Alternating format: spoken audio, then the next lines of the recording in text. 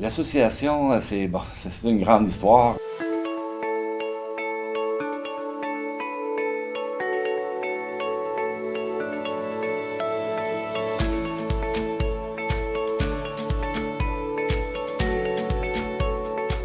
Well, I think sometimes we think that ACCEP just happened 20 years ago, but there was a lot of work that happened before that. There was a realization on an informal level that we needed to do something to share information and share knowledge. Celui qui a lancé l'idée de fonder l'ACCEP, c'est Yvan Pelchat, un monsieur qui travaillait au ministère de l'Éducation. He kind of invited us to casual meetings because we really didn't know each other at that point. Il y a une petite maison ancestrale qui est sur le campus. Je ne sais même pas si ça existe encore. Et c'est là qu'on s'était vu pour le premier faire M. Pelchat et les autres universités pour commencer à faire un début d'association. Avant qu'il y ait un vrai comité de formés, il y avait, j'y étais, il y avait John Wolford, il y avait Léon Bissonnette. It was that group of people from the University of Montreal, McGill, Concordia, and even bishops that came together initially. Through those meetings, we actually got to know each other and began to talk, and we realized that we were facing a lot of the same kinds of issues. It was making sure that that particular group of students with physical disabilities had, for example, access to buildings, access to materials, access, in the case of the hearing impaired, to interpreter services. A lot of the service that was offered was in sort of ad hoc, just when the students came in the door, people made it up as they went along. There weren't necessarily offices. Concordia and University de Montréal had offices. McGill had an office, but it wasn't actually accessible, so that was a bit of an issue. Alors, à l'époque, quand je suis arrivée, il y avait une trentaine d'étudiants en situation de handicap et il y avait très peu d'appareils. Il y avait une télévisionneuse, il y avait un ordinateur avec un logiciel de grossissement de caractère et comme aide technologique, il y avait un fauteuil roulant qu'on allait chercher à la sécurité quand on avait besoin. Alors, ça se réduisait à ça, les services. L'apparition est arrivée des années 80, de façon officielle, des années 95, où là, on a demandé la charte et toutes les choses gouvernementales pour être vraiment reconnues officiellement. Et c'était plus facile pour nous de acheminer nos demandes auprès du ministère de l'Enseignement pour avoir des fonds, parce que c'était un des problèmes, c'est qu'il n'y avait pas de fonds donnés à l'établissement. And so we began to coalesce into a more significant group, which eventually became, at that point, something called ACCEP. Une fois que l'association a été fondée, les premiers points de discussion, c'était vraiment, il y avait le soutien des étudiants en lien avec toute la gestion des allocations besoins particuliers.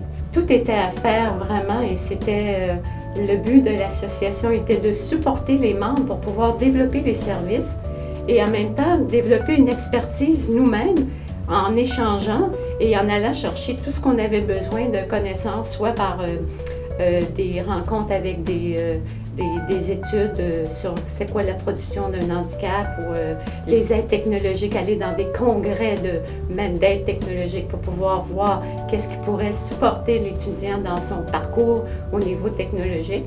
Et plus que tout, il y avait le besoin de formation des conseillers aux étudiants en situation de handicap.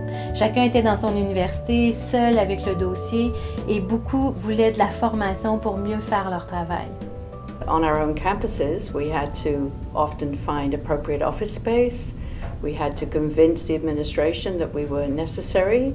Some of us had to convince the administrations of our institutions that we could not provide services for students with disabilities and do 6 other jobs. We had to work with the ministry, and often that led to some quite heated discussions with the ministry about funding. We had to set up institutional policies. We had to make sure that our own institutions integrated students with disabilities appropriately. So we had to help with setting up student associations often. So there was a lot of work to do. I think what we realized was that we were a field in our infancy, and we had to evolve to a point where we could say we had best practice, when it came to serving the students that we were given mandates to serve. On a changé de nom parce qu'on a voulu suivre les développements scientifiques par rapport au domaine. L'appellation des étudiants, avant c'était les étudiants, les personnes étudiantes handicapées. Maintenant, c'est devenu en situation de handicap avec l'influence du RIPPH, c'est-à-dire le réseau international de production, de processus de production du handicap. Donc, eux ont apporté un nouveau modèle qui était le modèle social et non le modèle médical.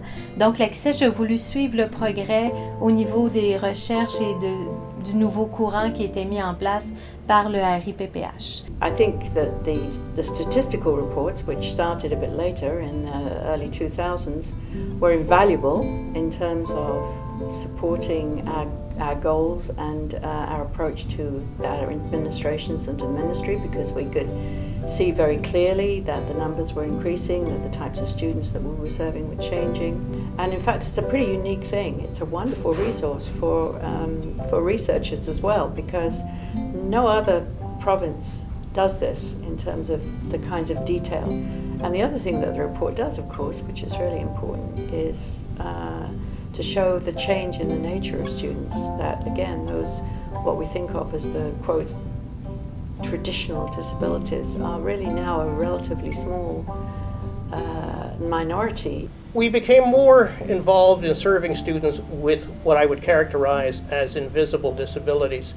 And specifically, at a particular point in time, we became involved in serving students with learning disabilities and attention deficit disorders.